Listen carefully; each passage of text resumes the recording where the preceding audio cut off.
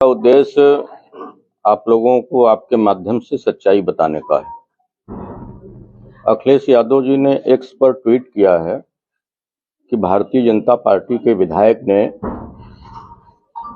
Bharatiya Janata party के ही पदाधिकारियों पर दंगा करने का मुकदमा लिखाया है। ये सरासर गलत है।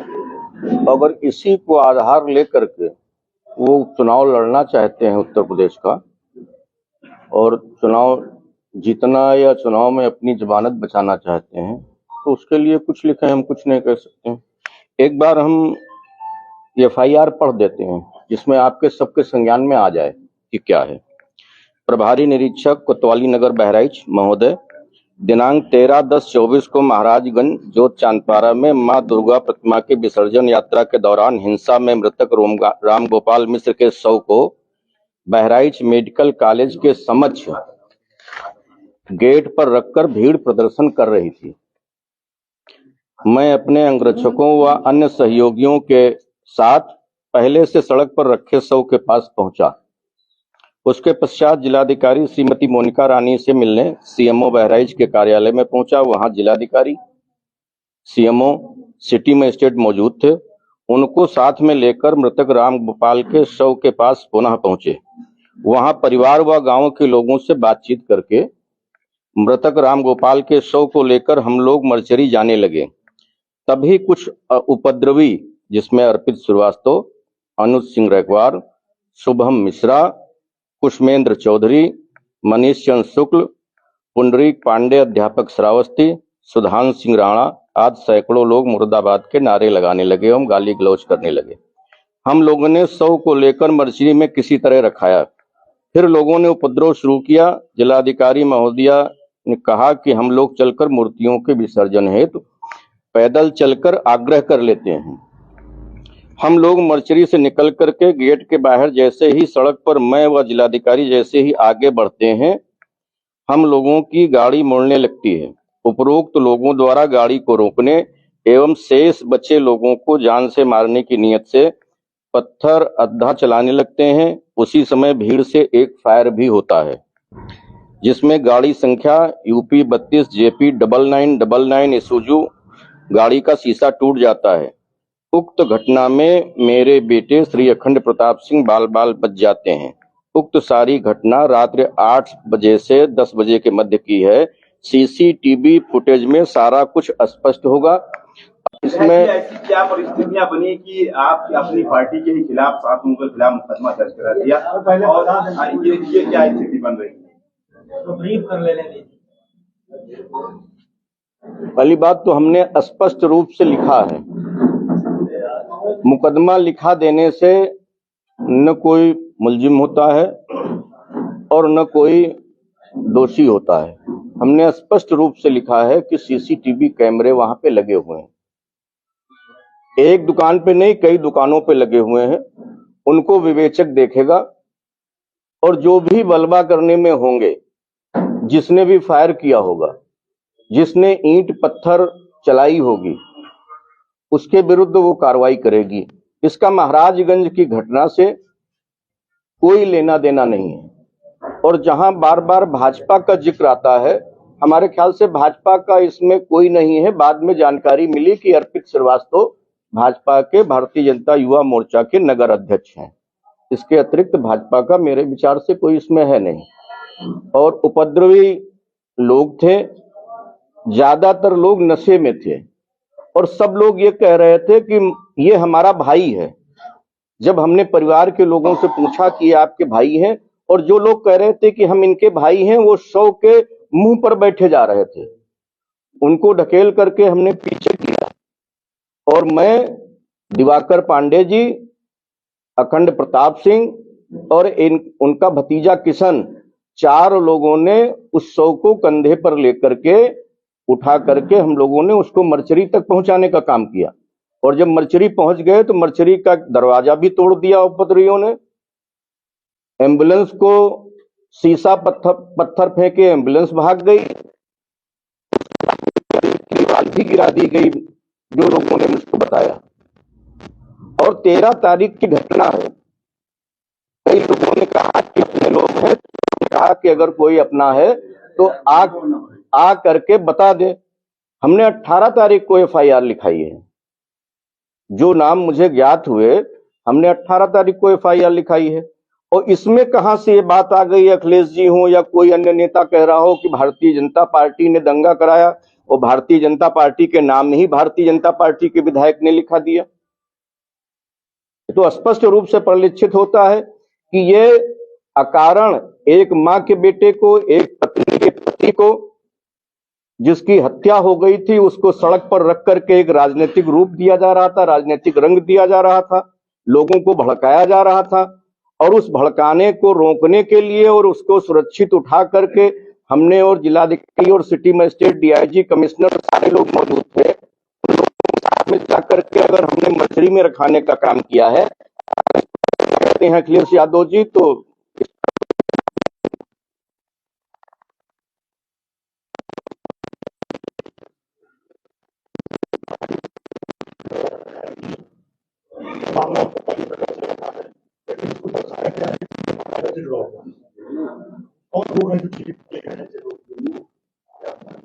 हमारी इस संबंध में कोई बात नहीं हुई है किसी से।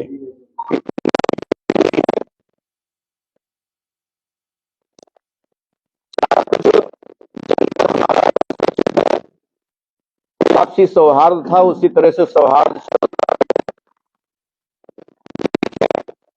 परिवार के लोगों से, उनकी सबकी, उनकी पत्नी की, उनके भाई की, उनके साले की, उनकी सास की, उनकी दोनों बहनों की, उनके माताजी की, उनके पिताजी की सारी बात हमारे पास सुरक्षित है। उन्होंने कहा है कि हम माननीय मुख्यमंत्री जी के आश्वासन से और उनकी बातों से पूर्ण रूप से संतुष्ट हैं। और 16 की सुबह उनके पिताजी आदरणीय कैलाश नाथ मिश्रा जी ने हमको फोन किया था कि विधायक जी आ जाइए, यहाँ कुछ बाहर के पत्रकार आते हैं, कुछ गांव के नेता या अगल बगल के रिश्तेदार आते हैं, हमारे मुंह में बात डाल करके उसको कहलाने का प्रयास करते हैं, हम बहुत परेशान हैं, तो आप आ जाइए, हम आपको अपनी बात बता दें, हम इससे मुक्ति मिल जाए, क्योंकि हम मुख्यमंत्री जी से पूर्ण रूप से संतुष्ट हैं। मुझे लगता है कि अखिलेश जी जो है चुनावी फायदा उठाने के लिए इस मामले को तूल पकड़ा रहे हैं। एक मिनट भाई, चुनावी तूल पकड़ाने के लिए ये मामले का फायदा उठाना चाहते हैं। हमने पूरी घटना आपको बताई, इसमें कहां से लग रहा है कि भारतीय जनता पार्टी के लोगों ने दंगा किया है। भारतीय जनता पार्टी का विधायक और आपकी ही पत्रकार श्रेणी में आते हैं दिवाकर पांडे जी, अखंड प्रताप सिंह और एक उनका चचेरा भाई किशन मिश्रा, क्योंकि 2 महिलाएं थी, किशन मिश्रा था और एक नाबालिग उनका साला था मौके पर। हम 4 लोग ही उठा करके ले गए हैं। तो 100 को सड़क से उठा करके मर्चरी ले जाना क्या दंगा की परिधि में आता है? कि सड़क पर रहता 100 तो दंगा की परिधि में आता, भीड़ बढ़ती, मूर्तियां सारी 150-200 मूर्तियां सड़क पर खड़ी थी, तो 100 रखा रहता सड़क पर, तब दंगा भड़कने की आशंका थी। कि 100 को सुरक्षित करा दिया गया, तब दंगा भड़कने की आवश्यकता है। अगर उनकी यही आपने कहा कि ये जो मूर्ति विसर्जन में जो लोग जा रहे थे उसमें से अधिकतर लोगों ने शराब पी रखी जी, ये तो यानी कि जो लोग विसर्जन के लिए जा रहे थे उनमें से अधिकतर लोगों ने शराब पी रखी। विसर्जन में जा रहे थे जो माता के भक्त थे, वो तो शराब पिएंगे नहीं। कुछ उपद्रवी लोग हर गांव में होते हैं, हर मोहल्ले में होते हैं। कोई ये कह दे कि हमारे समाज में उपद्रवी हैं, दूसरे समाज में नहीं है, दूसरे समाज में है, तीसरे समाज में नहीं है। कुछ लोगों को इसी मेले के बहाने ही नशा करने को मिल जाता है, तो ऐसे लोग मौजूद थे, उनके बारे में स्पष्ट कहा जा रहा है, उनके खिलाफ कार्रवाई हो रही है और खिलाफ कार्रवाई भी हो रही है विधायक जी। ऐसे लोगों को चिन्हित करके। इन्होंने ऐसा क्यों किया? क्योंकि आपकी ही पार्टी के तो है, तो इन्होंने ऐसा क्यों किया? अब ये अर्पित श्रीवास्तव जी से आप बात कर सकती हैं, ये जो विवेचक हैं उनसे बात कर सकती हैं। हमने अपना आरोप लगाए हैं विधायक जी, विवेचक ने आप पर भी आरोप लगाए हैं। उन्होंने कहा है कि ये जो दंगे हुए हैं उस इलाके में विधायक जी की मर्जी के बिना पत्ता भी नहीं हिलता है। विवेचक का नाम बताएंगे आप? बिल्कुल बताएंगे हम। बताइए। ये देखिए सब जगह है उनका वो भी है, बता वीडियो दीजिए। भी है, ये ले लीजिए। हाँ बता नाम दीजिए। बता दीजिए। थाना, सॉरी ये थाना अध्यक्ष है। नाम बता दीजिए। नहीं हमको दिखा दीजिए, हम देख तो लें। देख लीजिए। बोलो भैया, हाँ दिखाएं। पंखा खोल दो तो आवाज नहीं आएगी, थोड़ा बर्दाश्त करो। वीडियो है कि अखिलेश यादव ने एक ट्वीट किया है जिसमें दैनिक अखिलेश यादव ने एक ट्वीट किया है जिसमें दैनिक भास्कर की रिपोर्ट का जिक्र किया है। उसमें एक वीडियो में दो व्यक्ति कह रहे हैं कि 2 घंटा और 2 घंटा जो है पुलिस ने दिया था, तो उसको क्या देखते हैं?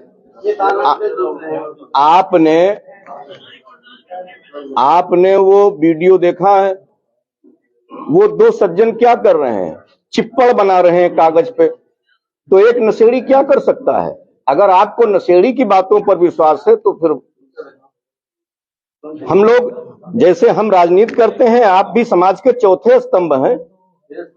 अगर नशेड़ी के ऊपर विश्वास करेंगे, दोनों लोग आप बैठे हैं, वो कह रहा है कि हाँ को, एक तो ये भी कह रहा है कि जिसका जब नंबर आ रहा था तब जला रहा था, तो कोई नंबर अलॉट था क्या?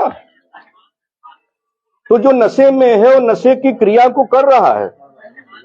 विधायक जी, जैसे कल तमाम सोशल मीडिया या मीडिया पे या तमाम विपक्ष ने इस तरीके से निशाना साधा कि विधायक जो भाजपा विधायक है उन्होंने खुद ही भाजपा के लोगों पर रखा गया, इसके बारे में आपने बताया भी है, लेकिन क्या कारण है विपक्ष लगातार आपको निशाना बना रहा है? इसमें आपके द्वारा कहा गया कि भाजपा विधायक ही अब भाजपा नेताओं के लिए बता रहे हैं कि दंगा करा गया। कारण यह है कि FIR में जो धाराएं लिखी हैं उसमें दंगे की धाराएं भी शामिल हैं न, उसमें बलबा की धाराएं हैं। 147, 148, 149 जो पहले होती थी वो परिवर्तित होकर के 191 और उन धाराओं में परिवर्तित हो गई। उसमें एक धारा लगी हुई है, धारा 34 पहले थी, अब वो संशोधित हो गई है। वो लगी हुई है कि सबके जितने लोग थे वहां सबकी सहमति से ये कार्य किया गया, सारे लोग शामिल थे। तो वो विवेचक का काम है ना, हमको तो पता भी नहीं कि उसका विवेचक कौन है, ना उसने बयान लिया है। विपक्ष के बारे में क्या कहेंगे? जो विपक्ष के बारे में हमने पहले ही कह दिया कि चूंकि उपचुनाव चल रहे हैं, 13 नवंबर को मतदान होने के बाद उत्तर प्रदेश में ये सारी चर्चाएं बंद हो जाएंगी। विधायक जी, पहले जो विसर्जन होता था या जो धार्मिक कार्यक्रम होते थे उसमें आबकारी की दुकानें बंद रहती थी, लेकिन अब ऐसा नहीं देखा जा रहा है, इसको किस तरह लेते हैं आप? इसको भी संज्ञान में लिया गया है, आगे से इस पे भी कार्रवाई होगी। विधायक जी बड़ा घटना ये है कि जब एक फायरिंग में रामगोपाल मारा जाता है, आपकी FIR में भी फायरिंग का जिक्र किया गया है। यहाँ पर क्या आप मानते हैं कि किसी को टारगेट करके वो फायरिंग की गई, और यहाँ भी जो हॉस्पिटल कैंपस था वहां भी किसी की हत्या करने की साजिश थी? क्योंकि आपने फायरिंग का जिक्र किया है FIR में। हमने फायरिंग का जिक्र भी किया है और वीडियो में फायरिंग दिखाई भी दे रही है। ये विवेचक का विषय है कि वो चिन्हित करे कि कौन था फायरिंग करने वाला और किस उद्देश्य से उसने फायरिंग की। विधायक जी, अभी आपने एक बात कही कि आप और जो है पत्रकार जो है दिवाकर पांडे जी, जिलाधिकारी का प्रयास था कि जो 100 को जो है बढ़तरी ले जाया जाए, लेकिन कुछ लोग जबरन जो है वहां के ऊपर रोक रख करके प्रदर्शन कर रहे थे, नहीं ले जाने दे रहे थे। तो आखिर उनकी मंशा क्या थी जो सड़क के ऊपर ही रखकर 100 रख करके जो है वो प्रदर्शन कर रहे थे?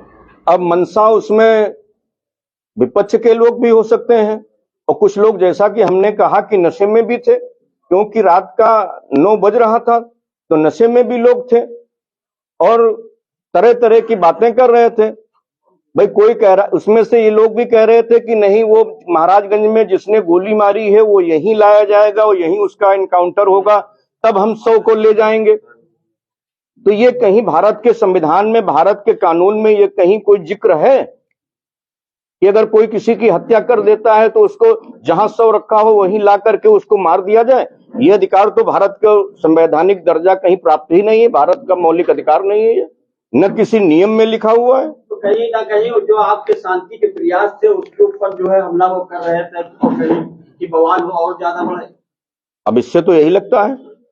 विधायक जी, बड़ा सवाल, रेहुआ मंसूर के 2 लोग जो इस हिंसा में मुख्य आरोपियों के साथ हैं, हत्या में रामगोपाल मिश्रा की, ये कहा जा रहा है कि ये प्लानिंग थी, पहले से ही लोकल स्तर पर तय हो गया था कि 13 तारीख को घटना को अंजाम दिया जाएगा, और वो 2 लोग फरार भी हैं, अभी पुलिस की हिरासत में नहीं है। तो क्या आप मानते हैं कि कहीं ना कहीं ये इंटेलिजेंस स्तर पर या लोकल जो यहाँ का लोकल सूचना है उसके स्तर पर फेलियर हुआ? एलआईयू की तो टोटल फेलेवर है, एलआईयू का और तहसील की चौकी महसी तहसील की चौकी और थाना अध्यक्ष, इसके पहले लगभग 40 साल से मूर्तियों का विसर्जन होता है और उसी रास्ते से होता है। लगभग हर दूसरे तीसरे छत पर पीएसी खड़ी होती थी, चाक चौबंद व्यवस्था होती थी।